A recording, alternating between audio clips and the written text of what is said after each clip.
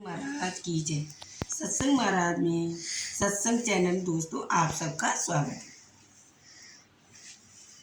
देखिए आज का हमारा पॉइंट है क्रोधा अग्नि। क्रोधा अग्नि का मतलब होता है क्रोध, और क्रोध अग्नि, क्रोधा अग्नि माने अग्नि, यानी बहुत उत्तेजना से हमें क्रोध आता है और तब शांत नहीं रहता है। आदमी उल्टा सीधा बक देता है दूसरे के लिए, ये नहीं देखता है कब कहाँ और क्यों हम दूसरे के लिए बक रहे हैं या कह रहे हैं बुरी भली। तो इसलिए हमें ये बताया है क्रोध शब्द का सुनते ही आँखों के समक्ष अग्नि का स्वरूप उत्पन्न हो जाता है।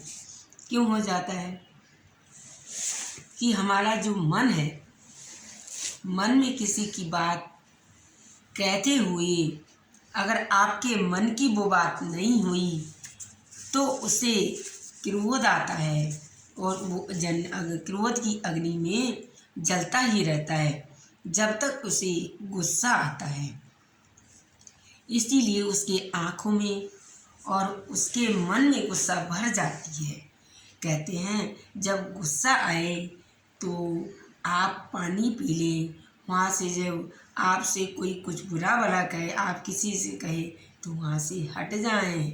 ऋषि मुनियों ने हमारे पूर्वजों के अनुभवों से सिद्ध किया है कि क्रोध एक ऐसी भीषण अग्नि है जो हमारे मन को जलाकर जीवन में सार को नष्ट कर देती है, खराब कर देती है। संसार में जितनी भी प्रकार की अग्नि है वे नाम मानव की अंतरात्मा या मन को चलाती है, किंतु क्रोध एक ऐसी अग्नि है जो स्वयं संसार दोनों को जलाकर राख कर देती है। कहते हैं चिंता से बढ़ के चिता से बढ़कर चिंता है। अब हम लोग हमारा काम नहीं होता है, बच्चों की शादी नहीं होती है तो हमें गुस्सा आता है, क्रोध आता है। तो ये कहते हैं ना, मन को शांत करें, शांति से ही आपका सारा काम बनेगा और क्रोध में न चलकर सारा आप में काम बिगड़ सकता है। गुस्सा आता है, लोग चीज़ उठाकर फेंक देते हैं, लोगों को गाली गलौज देते हैं, लोगों पर पानी कीचड़ उछालते हैं। तो ये ना कर कर आप क्रोध को संसार में दोनों को जलाकर राख कर देती है। मुर्दों को भी जब अग्नि पर लिटाया जाता है तो उसे अग्नि का दाह अनुभव नहीं होता है, परंतु किसने आश्चर्य की बात है जो जीवित मनुष्य अपनी घोर अज्ञानता के कारण स्वयं को बार बार चिंता की क्रोध में बैठा देता है, वो जल जाता है। बार बार क्रोध आता है, बार बार आंखें नीली पीली करके मन को अशांत रूप से चिल्लाता है, चीखता है। इसीलिए आप अभिलाषा अभी को कहते हैं कि मैंने फलाना फलाना मनुष्य का दिमाग बिगड़ते हुए देखा है, ठिकाने नहीं है उसका,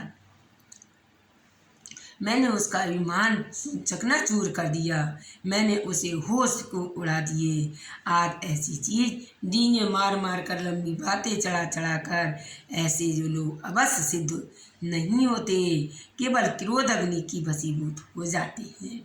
इसका दुख तो दिमाग ठिकाने पर नहीं रहता। क्रोध बस में बार बार आपको कपड़े कचोटते हैं, नोटते हैं, बुरी कहते हैं, दुखी रहते हैं, मन अशांत रहता है। मन को आप शांत करने के लिए देखिए शिव जी भगवान ने सब चीज़ें ठंडी ही धारण की हैं। जैसे नंबर 1 उनकी जटाओं में गंगा जी हैं, तो गंगा जी का जल सफ़ेद है, सफ़ेद हमें सत्यता का प्रतीक देता है और शांति देता है। और दूसरा नंबर चंद्रमा है, चांदी सफ़ेद रंग की है और चांदी ठंडी होती है। तो नंबर 2 न चांदी, नंबर 3 जो चंदन लगाते हैं माथे पर वो देखिए वो भी सफ़ेद है और वो ठंडा होता है। तो इसी प्रकार से चौथा जो है भगवान को हम दूध चढ़ाते हैं, दूध जो है सफ़ेद होता है और वो ठंडा है, शांत करता है मन को। नंबर 5 चावल, चावल जो शिव जी भगवान को चढ़ाते हैं वो भी सफ़ेद रंग के हैं। और नंबर 6, जो हम भगवान को वस्त्र पहनाते हैं वो भी अंगोछा सफ़ेद रंग का भगवान को समर्पित करते हैं, भगवान को धारण करवाते हैं। तो इसी तरह से शिव जी का ध्यान कर कर शिव जी के जो उन्होंने अपने ऊपर जो नियम करे हैं, शांति का प्रतीक है उनका, सब सफ़ेद है, सब चीज़ों के नाम बताए हमने आपको। और शिव जी ने ऐसे ही तो उनका मन कितना शांत रहता है। इसी तरह से आप अपने मन को, क्रोध को शांत करें और शांत चीज़ सुख में हमको देती है, सुख प्राप्त होता है। दोस्तों, इसीलिए क्रोध को बाहर निकालें और प्रसन्नता का मन अपने मन में लाएं। क्रोध को बुझाकर एक तरफ फेंक दें और अगर आपको क्रोध आए तो गंगा जल छिड़क लें, मुंह में अपने जल में जल भरकर वहाँ से हट जाए, तो ना आपका एक कहना सुनना होगा, ना आपको क्रोध आएगी। तो दोस्तों, इसी को नादान कहते हैं। परमात्मा हमारे कहते हैं, जो व्यक्ति क्रोध का दान नहीं करता है वो सच्चे अर्थ का दान नहीं होता। इसलिए ऐसे व्यक्ति का कल्याण संभव नहीं है और आत्म कल्याण नहीं कर पाता है, मरते तक ना जन्म मरण तक। ये दोनों हमारे शिव जी भोले भगवान बताते हैं, कहते हैं क्रोध को शांत करने के लिए जो हमने 6 चीज़ें धारण की हैं उसको आप देखें और भगवान की तरफ देखकर अपना मन शांत करें, क्रोध न लाएं, क्रोध को न ग्रहण करें। क्रोध आपको एक दिन जलाकर राख कर देती है। दोस्तों, ये क्रोध का पॉइंट आपको पसंद आया हो तो लाइक करें, मेरे चैनल को ज़्यादा से ज़्यादा सब्सक्राइब। कल इससे अच्छे दोस्तों आपको और पॉइंट बताएंगे। बोलो सत्संग महाराज।